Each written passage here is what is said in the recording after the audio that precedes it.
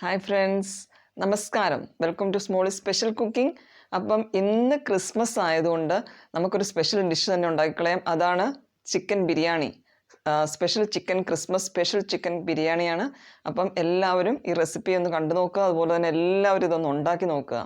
വളരെ ടേസ്റ്റിയും വളരെ ഈസിയും വളരെ പെട്ടെന്ന് നമുക്ക് ഉണ്ടാക്കാൻ പറ്റുന്ന ഒരു വിഭവമാണ്. അപ്പം എല്ലാവരും ഈ വീഡിയോ. ഹായ് ഫ്രണ്ട്സ്, അപ്പോൾ ഇന്ന് നമ്മൾ ഉണ്ടാക്കുന്ന ചിക്കൻ ദം ബിരിയാണിയാണ്. അപ്പോൾ അതിന് വേണ്ടിയിട്ട് നമ്മളിവിടെ 1 കിലോ ചിക്കനാണ് എടുത്തിരിക്കുന്നത്. നല്ല ദശയുള്ള പാട്ട് നോക്കി നമ്മൾ 1 കിലോ എടുത്തിട്ടുണ്ട്. അപ്പം അത് നമ്മൾ ഇവിടെ 1/2 ടീസ്പൂൺ ഉപ്പ്, 1/2 ടീസ്പൂൺ മുളക് പൊടി, 1/2 ടീസ്പൂൺ കുരുമുളക് പൊടി, പിന്നെ നമ്മൾ എടുത്തിരിക്കുന്നത് അതിനകത്ത് 1/2 ടീസ്പൂൺ മല്ലിപ്പൊടി, എല്ലാം 1/2 ടീസ്പൂൺ വീതമാണ് എടുത്തിരിക്കുന്നത്. പിന്നെ നമ്മൾ എടുത്തിരിക്കുന്നത് ഒരു 100 ഗ്രാം തൈരാണ്. നല്ല കട്ട തൈര്, അധികം പുളിയില്ലാത്ത കട്ട തൈരിൽ നമ്മൾ മാരിനേറ്റ് ചെയ്ത് 2 മണിക്കൂർ ഫ്രിഡ്ജിനകത്ത് വെച്ചിട്ട് എടുത്തതാണിത്. എല്ലാം പൊടികളെല്ലാം 1/2 ടീസ്പൂൺ ഇട്ടു. അതിനുശേഷം നമ്മൾ തൈരിൽ നന്നായിട്ട് മാരിനേറ്റ് ചെയ്തിട്ട് ഫ്രിഡ്ജിനകത്ത് 2 മണിക്കൂർ വെച്ചത്. അതിനുശേഷം ഞാനിപ്പോൾ എടുത്തിരിക്കുന്നത് നമ്മളിപ്പോൾ ഷാലോ ഫ്രൈ ചെയ്തെടുക്കാൻ പോകണം. ആദ്യം ചെയ്യാൻ പോകുന്നത് ഈ ചിക്കൻ ആദ്യം നമ്മൾ ഫ്രൈ ചെയ്തെടുക്കാൻ പോവാം. അപ്പം നമ്മളൊരു പാൻ അടുപ്പത്ത് വയ്ക്കുക. അതിലേക്ക് നമ്മളിത് വറക്കാൻ ആവശ്യമുള്ള എണ്ണ ഒഴിക്കുക. അതായത് 4 ടേബിൾ സ്പൂൺ എണ്ണ വേണം. മിനിമം ഒരു 4 ടേബിൾ സ്പൂൺ എണ്ണയെങ്കിലും വേണം.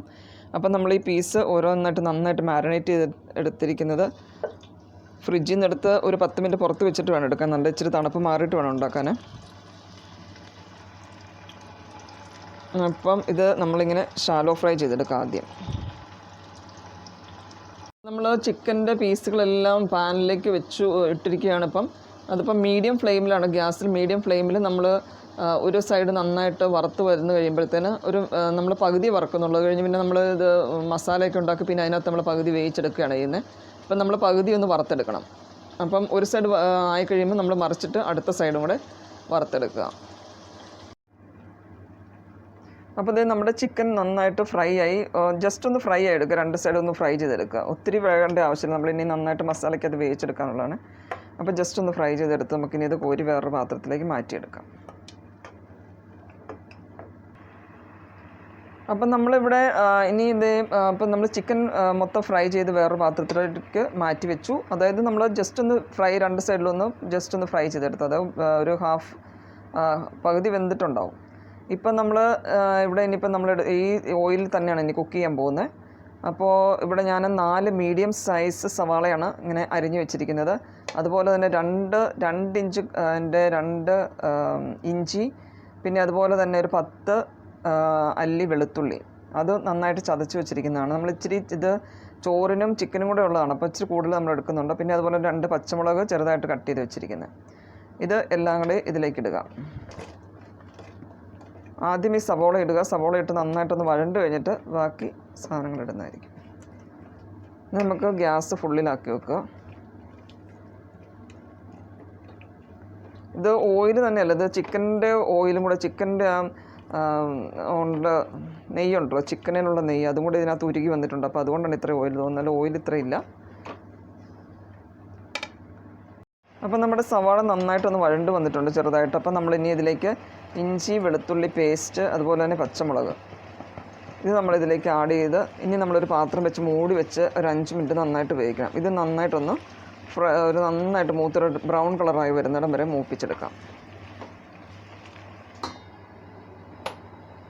അപ്പം നമ്മുടെ ഇഞ്ചി വെളുത്തുള്ളി സവാള നന്നായിട്ട് വഴണ്ടു. ഇനി നമ്മളിതിലേക്ക് ഒരു 1/2 ടീസ്പൂൺ നല്ല മുളക് പൊടി, 1 ടീസ്പൂൺ കാശ്മീരി മുളക് പൊടി, പിന്നെ 2 ടീസ്പൂൺ ഈസ്റ്റേൺ ചിക്കൻ മസാല, അതുപോലെ തന്നെ 1.5 ടീസ്പൂൺ മല്ലിപ്പൊടി,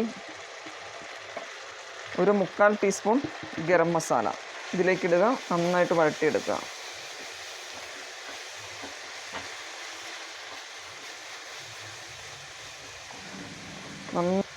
കൈവിടാതെ ഇളക്കുക.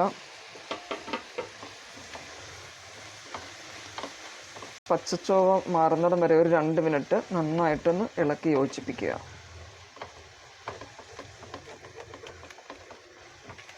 ഇതിലേക്ക് ഒരു പിടി മല്ലിയില, അതുപോലെ തന്നെ ഒരു പിടി പുതിനയില,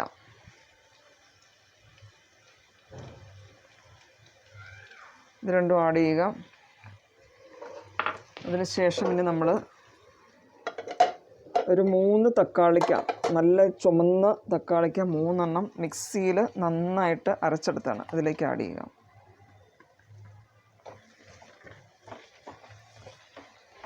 ഇനി നമ്മൾ ഗ്യാസ് ഫുള്ള് വെക്കാൻ പോവാം. ഒരു 5 മിനിറ്റ്സ് ഇത് നന്നായിട്ടൊന്ന്, ഈ തക്കാളിക്ക ഒന്ന് നന്നായിട്ട് അതിൻ്റെ പച്ചച്ചുവ മാറി നന്നായിട്ടൊന്ന് വഴണ്ട് വരണം. ഇതിങ്ങനെ പേസ്റ്റായിട്ട് അരച്ചെടുക്കുകയാണെങ്കിൽ നല്ല പെട്ടെന്ന് നമുക്ക് ഗ്രേവി റെഡിയാക്കാൻ പറ്റും. ജസ്റ്റ് മിക്സിയിൽ കഴുകിയിട്ടൊന്ന് അടിച്ചെടുത്താൽ മതി. ഇനി നമ്മൾ ഗ്യാസ് ഫുള്ളിലാക്കിയിട്ട് 5 മിനിറ്റ് നന്നായിട്ടൊന്ന് വഴണ്ട് വരാനായിട്ട് വെയിറ്റ് ചെയ്യാം. ഇപ്പോൾ ഇത് നമ്മൾ 5 മിനിറ്റ് ഫുൾ ഫ്ലെയിമിൽ ഇത് വെച്ച് നമ്മൾ തക്കാളിക്ക അരച്ച് ഇട്ടതിന് ശേഷം നമ്മൾ 5 മിനിറ്റ് ഫുൾ ഫ്ലെയിമിൽ വെച്ച് വേവിച്ചെടുത്താണിത്. അപ്പം ഇത് നമ്മൾ 5 മിനിറ്റ് ഫുൾ ഫ്ലെയിമിൽ വെച്ച് ഇത് അടപ്പടച്ചിട്ട് പോകരുത്. അപ്പോൾ ഇത് ഇങ്ങനെ നമ്മുടെ മുകളിൽ ഇങ്ങനെ എണ്ണ തെളിഞ്ഞ് വരാൻ തുടങ്ങിയിട്ടുണ്ടല്ലോ, ഇത് കണ്ടല്ലേ, ഇപ്പോൾ എണ്ണ തെളിഞ്ഞ് വരുന്നുണ്ട് മുകളിൽ. അപ്പം ഇനിയിപ്പോൾ നമ്മൾ ഇതിലേക്ക് ചിക്കൻ ആഡ് ചെയ്യാൻ പോവാണ്. ചിക്കൻ ഈ മസാലയിലേക്ക് ആഡ് ചെയ്യാം.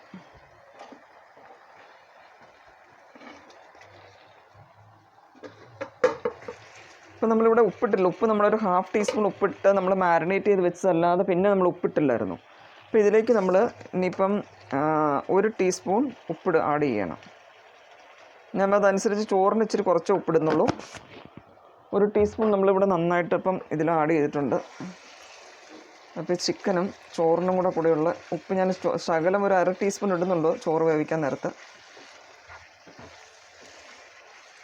ഇതിന് നന്നായിട്ടൊന്ന് മിക്സ് ചെയ്യുക. ഇനി നമ്മൾ വെള്ളം ഒഴിക്കാതെയാണ് ഒരു 15 മിനിറ്റ് ചിക്കൻ അടച്ചു വെച്ച് വേവിക്കാൻ പോവാം. ഒട്ടും വെള്ളം ഒഴിച്ചിട്ടില്ല.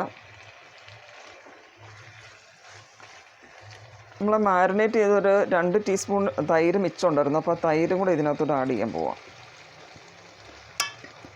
മസാലയും ആ തൈരെല്ലാം കൂടെ അത് നമ്മൾ ചിക്കൻ എടുത്തു കഴിഞ്ഞിട്ട് മിച്ചം വന്ന ചാറാണിത്. അപ്പോൾ അതുകൂടെ ഇതിനകത്തേക്ക് ആഡ് ചെയ്തു.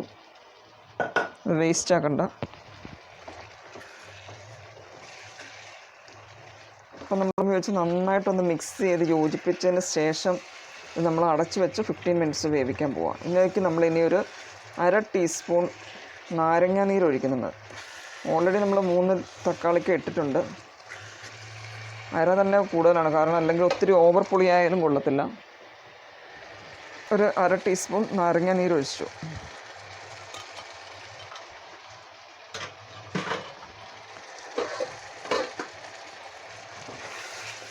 ഇനി നമ്മൾ സിമ്മിൽ ഒരു 15 മിനിറ്റ്സ് വേവിക്കാൻ പോകണേ. അപ്പോൾ നമുക്ക് അടച്ചു വെക്കാം. അപ്പോൾ ഇത് നമ്മുടെ ചിക്കൻ ഇവിടെ 15 മിനിറ്റ് നമ്മൾ വേവിക്കാൻ വേണ്ടി വെച്ചിട്ട് ഇപ്പോൾ നന്നായിട്ട് വെന്തു. ഇതിന് നമ്മൾ ഇതിന് പകുതി ഇങ്ങോട്ട് കോരിയെടുക്കാൻ പോകണം. വേറൊരു പാത്രത്തിലോട്ട് കോരി മാറ്റുക. പകുതി ചിക്കനാണ് ഈ പാത്രത്തിലുള്ളത്. അത് ഇതിനകത്തേക്ക് നന്നായിട്ട് നിരത്തി വെക്കുക. ഈ പാത്രത്തിൽ ഉണ്ടാക്കിയ പാത്രത്തിൽ തന്നെ. ഇപ്പോൾ ഇത് ഇവിടെ നമ്മുടെ ചോറ് അപ്പോൾ റെഡി ആയിട്ടിരിക്കുകയാണ്. ഈ ചോറിൽ നിന്ന് പകുതി നമ്മൾ ഈ പാത്രത്തിലോട്ട് മാറ്റുകയാണ്. പകുതി വെന്തിട്ടുള്ള നമ്മുടെ ചോറ്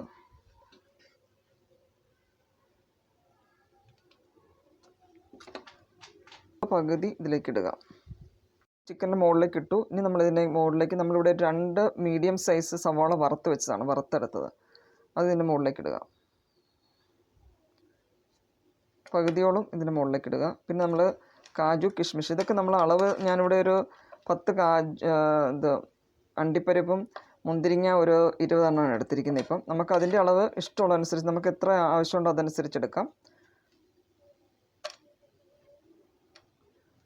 ഉള്ള നമുക്ക് ഗാർണിഷ് ചെയ്യാനുള്ളതാണ്. അപ്പം ഇതിൻ്റെ മുകളിലേക്ക് ഇനി നമ്മൾ കുറച്ച് മല്ലിയില,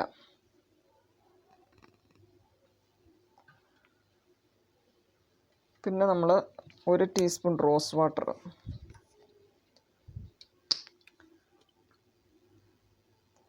ഒരു ടീസ്പൂണോളം റോസ് വാട്ടർ ഒഴിച്ചു കൊടുക്കുക. ഇനി നമ്മളിതിൻ്റെ മുകളിലേക്ക് നമ്മൾ നെയ്യ് ഒട്ടും ഉപയോഗിച്ചിട്ടില്ല. ഇവിടെയാണ് ഇപ്പം നമ്മൾ നെയ്യ് ഉപയോഗിക്കുന്നത്. 1 ടീസ്പൂൺ നെയ്യ് ഒന്ന് സ്പ്രെഡ് ചെയ്ത് കൊടുക്കുക.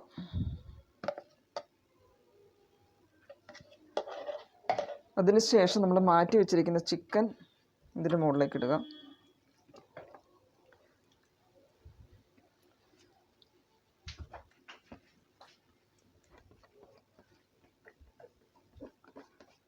നമ്മൾ ചോറ് നമുക്ക് മൊത്തം ഇടണമെന്ന് അത്രയും വേണ്ടെങ്കിൽ നമ്മുടെ ഈ പാത്രത്തിൽ ഇപ്പം മൊത്തം ചോറ് കൊള്ളുമല്ലോ, അതുകൊണ്ട് ഞാൻ മൊത്തം ഇടുന്നില്ല. ഒരു ലെയർ ജസ്റ്റ് ഒന്ന്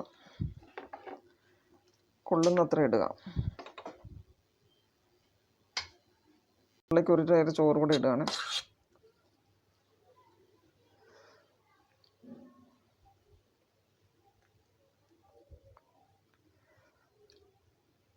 കുറച്ച് മല്ലിയില ഇടുക.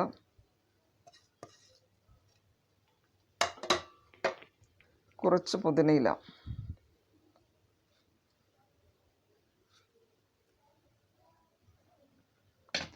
ഇനി നമ്മൾ ഉള്ളി വറുത്ത് വെച്ചിരിക്കുന്നതും കൂടെ ഇട്ട് കൊടുക്കുക.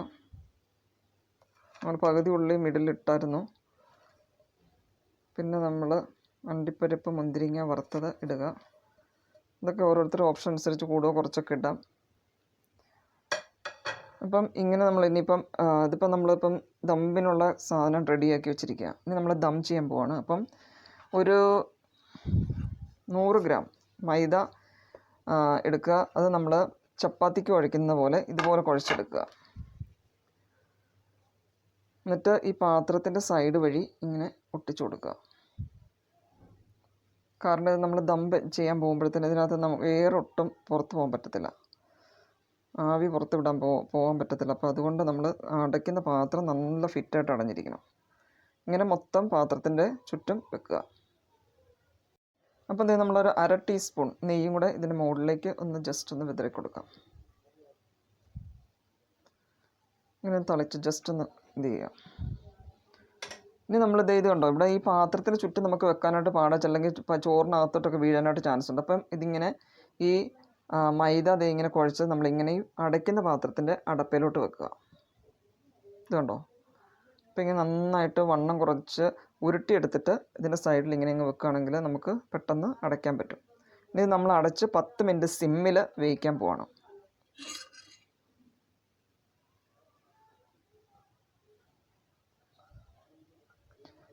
അപ്പം നമ്മുടെ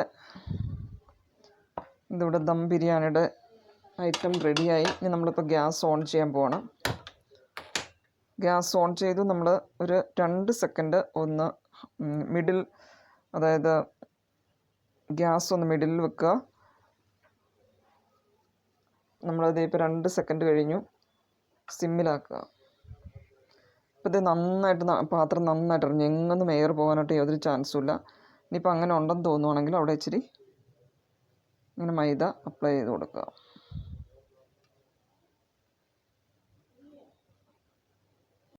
അപ്പം നമ്മുടെ ദം ബിരിയാണി ഇവിടെ റെഡി ആയിട്ടിരിക്കുകയാണ്. നമ്മൾ 10 മിനിറ്റ് നമ്മൾ നന്നായിട്ടത് അടച്ച് നല്ല സീൽ ചെയ്ത് അടച്ച് വേവിച്ചതാണ്.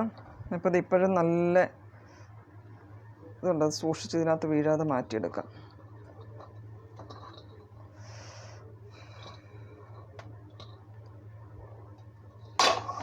അടപ്പ് മാറ്റി വെക്കുക. ഇപ്പോൾ കണ്ടോ, നല്ല ദം ബിരിയാണി, നല്ല സൂപ്പർ ദം ബിരിയാണി റെഡി ആയിട്ടിരിക്കുകയാണ്. ഞാനത് പാത്രത്തിലേക്ക് മാറ്റി കാണിക്കാം.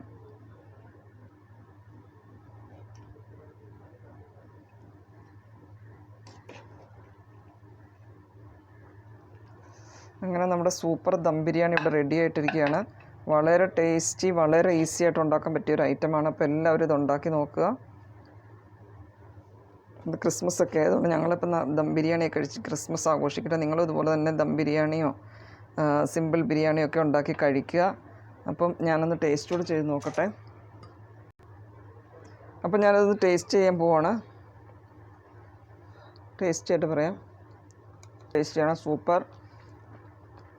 അപ്പോൾ എല്ലാവരും ഇതുപോലെ ഉണ്ടാക്കി നോക്കുക. ദം ബിരിയാണി വളരെ ഈസി, വളരെ ടേസ്റ്റി ആയിട്ട് നമുക്ക് വീട്ടിൽ തന്നെ ഉണ്ടാക്കാൻ പറ്റും. അപ്പോൾ എല്ലാവരും ഇത് ഉണ്ടാക്കി നോക്കുക. നമുക്ക് ഞാൻ എപ്പോഴും പറയാറുള്ള പോലെ എല്ലാവരും എൻ്റെ ചാനലുകൾ എല്ലാം വീഡിയോസ് എല്ലാം ഒന്ന് കാണുക, ലൈക്ക് ചെയ്യുക, ഷെയർ ചെയ്യുക, സബ്സ്ക്രൈബ് ചെയ്യുക. അപ്പോൾ നമ്മളിനി അടുത്ത ഒരു വീഡിയോയുമായി വീണ്ടും കാണാം. Thank you for watching.